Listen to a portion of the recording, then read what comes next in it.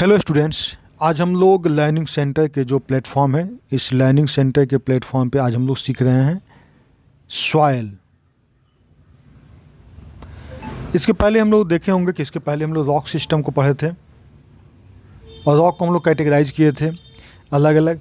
Rock ही जब disintegrate होता है, टूटता है अलग अलग पार्ट में और इसमें कटाव होता है, तब ये धीरे धीरे एक समय के अंतराल के बाद में बहुत सारे क्लाइमेटिक सिचुएशंस को देखते हुए एक समय अंतराल के बाद में ये सॉइल का निर्माण करता है। अब इस सॉइल जो होता है वो इस पृथ्वी पे सबसे जो ऊपर का लेयर होता है वो सॉइल होता है और ये लेयर जो है हमारे फर्टिलिटी के लिए, जो घास फूस हो गया, जो भी वेजिटेशन हो गया जिसको हम लोग कहते हैं वनस्पति, तो वेजिटेशन के लिए ये सॉइल बहुत इंपॉर्टेंट होता है। अब यहाँ है कि रॉक से सॉइल के रूप में निर्माण हुआ, यानी चट्टान जो है वो मृदा के रूप में कन्वर्ट हुआ तो कुछ न कुछ इसके जो फैक्टर्स हैं जो इसको प्रभावित करते हैं कन्वर्सन में।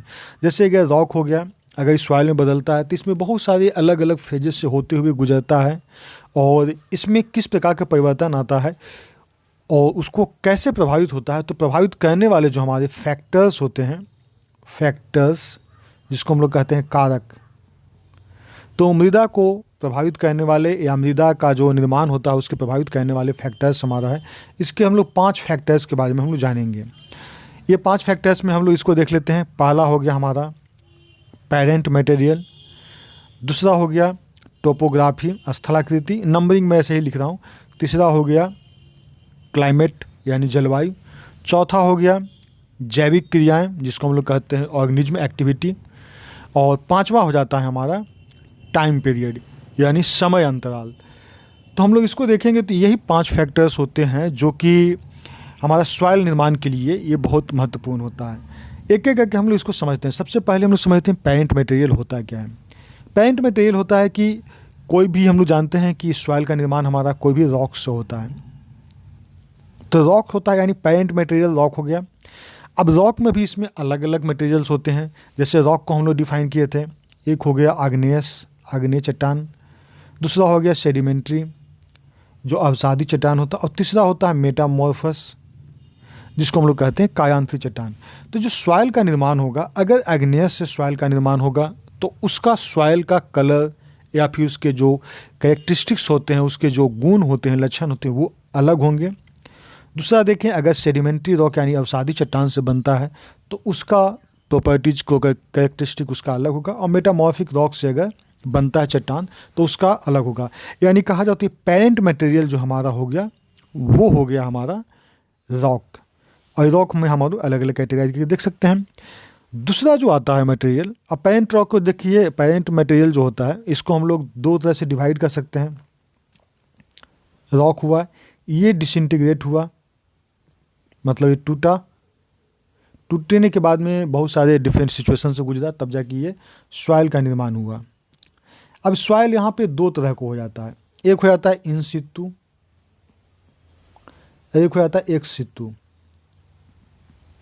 इन सितु का मतलब क्या हो गया? इन सितु का मतलब है कि जो रॉक टूटने के बाद में वहीं पर वो टूटने के बाद वहीं पर रहा और धीरे धीरे उसमें परिवर्तन आता है तो सॉइल का निर्माण हो गया। तो जो सॉइल जो बना है वो वहीं के जो चट्टान का जो गुण था वही गुण धर्म लिए हुए वो मिट्टी रखता है, ठीक है। तो वो हो गया इन सितु। एक्स सितु का मतलब हो गया कि यहाँ से रॉक टूटा, डिसइंटीग्रेट हुआ, टूटने के बाद में ये यहाँ से कहीं और चला गया, ठीक है। इसका यहाँ कहीं मूवमेंट हो गया, कहीं दूसरी जगह अन्य जगह जाकर वहाँ पे भी अलग समयबद्ध अंतराल में इसमें परिवर्तन होता है, जिसकी वजह से यहाँ पर सॉइल का निर्माण होता है। इसी को कहा गया है एक्स सितु। मतलब इन सितु का मतलब हो गया कि रॉक टूट के वहीं पे बना है, मतलब वहीं का क्लाइमेट, वहीं का समय और वहीं का स्थलाकृति के एडजस्ट करके मतलब अपने ही पोजीशन पर रह गया और वहाँ पर जो मिट्टी का निर्माण किया इन सितु हो गया, और जो ट्रांसपोर्ट होकर कहीं और चला गया और वहाँ पर जाके मिट्टी का निर्माण हुआ इस रॉक से, तो उसको कहते हैं एक्स सितु। अब दूसरा जो आ जाता है वो हमारा जो फैक्टर्स है, फैक्टर वो है टोपोग्राफी। टोपोग्राफी का मतलब होता है स्थलाकृति। अब ये बहुत चीज़ ये डिपेंड करता है कि वहाँ का स्थलाकृति कैसा है, स्थल का आकृति है, उसके अनुसार क्या होता है कि हमारा मिट्टी का जमाव है अलग अलग तरीक़ा से होता है। जैसे अगर कहीं ढाल होता है तो वहाँ पर मिट्टी का जो जमाव एक लेयर बाय लेयर नीचे की ओर चला जाता है। तो उसी तरह से टोपोग्राफी भी एक फैक्टर है जो कि हमारा सॉइल फॉर्मेशन को प्रभावित करता है, मृदा निर्माण की प्रक्रिया को प्रभावित करता है। तीसरा आता है क्लाइमेट। तीसरा हम लोग अगर क्लाइमेट की बात करें, क्लाइमेट हम लोग जिसको कहते हैं जलवायु।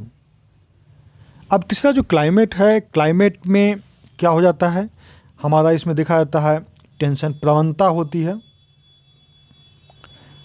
प्रिसिपिटेशन होता है जिसको हम लोग कहते हैं वर्षा, वेपराइजेशन होता है वाष्पीकरण, और मॉइस्चर, ठीक है, यानी जिसको हम कहते हैं आर्द्रता।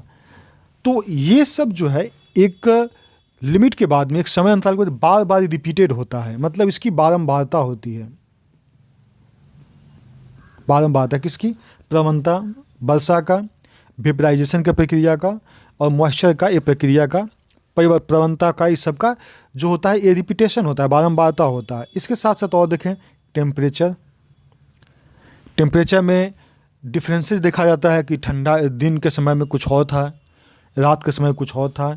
उसके साथ साथ अगर देखेंगे तो सीजनल भी होता है, ठंडा के गर्मी में, ठंडा का मौसम में वो ठंडा रहता है रॉक सिस्टम, गर्मी में आता है तो वो ठंडा के कारण उसको फिर धीरे धीरे एक्सपेंशन होता है, फैलता है, इस बीच में टूट जाता है। टूटने के बाद में उसमें वाटर ड्रॉपलेट्स वगैरह जाते हैं, प्रेसिपिटेशन जाता है, यानी बारिश का बूंद जाता है। तो और वो अंदर में जब ठंडा होता है, फ्रीजिंग होता है, तो फैलता है, तो चट्टान टूटता है। तो ये क्लाइमेट टेक देखें तो बहुत बड़ा फैक्टर है, जिसमें क्या हमारा वर्षा, वाष्पीकरण, मॉइस्चर, आर्द्रता, और उसके साथ टेम्परेचर, टेम्परेचर का जो वेरिएशन होता है डे नाइट, और सीजनल, तो ये हमारा प्रभावित करता है। अब चौथा देखें तो चौथा हम लोग का क्या मिला था, चौथा तो ऑर्गेनिज्म्स। ऑर्गेनिज्म्स का मतलब हो गया जैविक क्रियाएं। तो हम लोग इसको हम लोग चौथा आगे हम लोग देखें तो ऑर्गेनिज्म्स।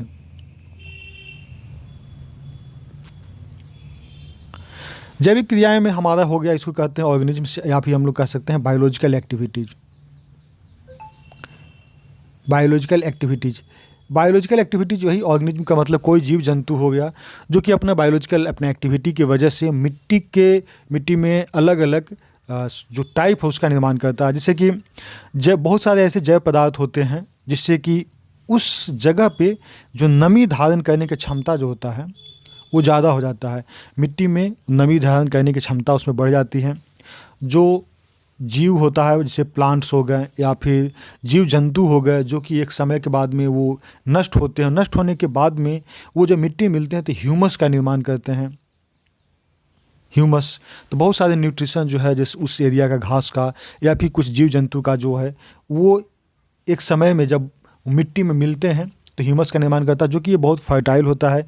या फिर कहा जाए तो बैक्टीरियल एक्टिविटी होता है, बैक्टीरियल एक्टिविटी कि बैक्टीरियल जो है वो वहाँ के मिट्टी में परिवर्तन लाता है।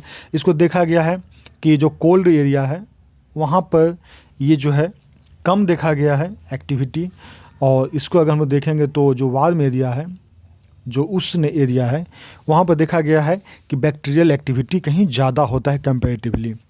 फिर देखिए तो हमारा इसमें जीव जंतु के कारण हमारा नाइट्रोजन फिक्सेशन होता है, तो उस जो हमारा सॉइल है उसमें हम लोग नाइट्रोजन की जो उपलब्धता है वो भी मिल जाती है। बहुत सारे लेग्यूम्स हो गए, पौधा हो गए, लेग्यूम्स हो गया, पौधा हो गया, या फिर हम लोग कहें तो केंचुआ भी है, किसी प्रकार का है केंचुआ।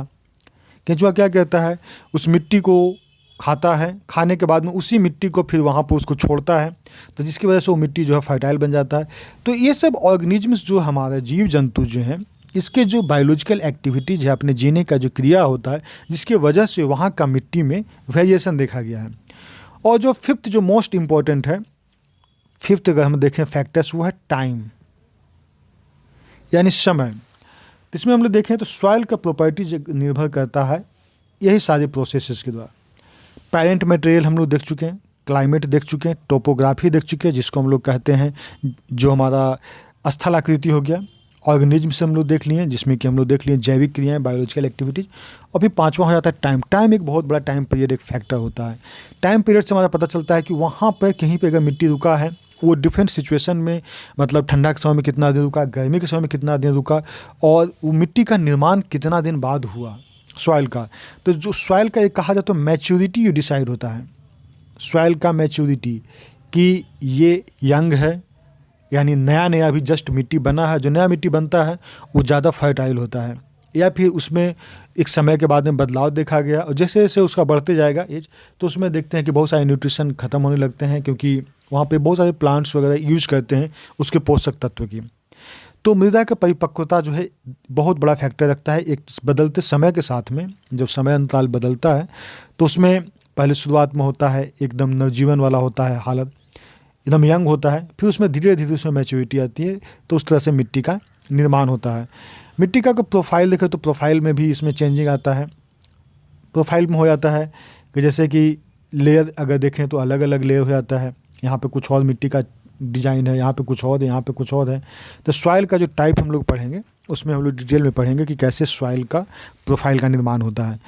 तो बेसिकली हम लोग इसमें पढ़ेंगे सॉइल का निर्माण जो है वो रॉक सिस्टम से होता है, और इसके 5 फैक्टर्स हैं जिससे कि निर्माण होता है और निर्माण प्रक्रिया को प्रभावित करते हैं।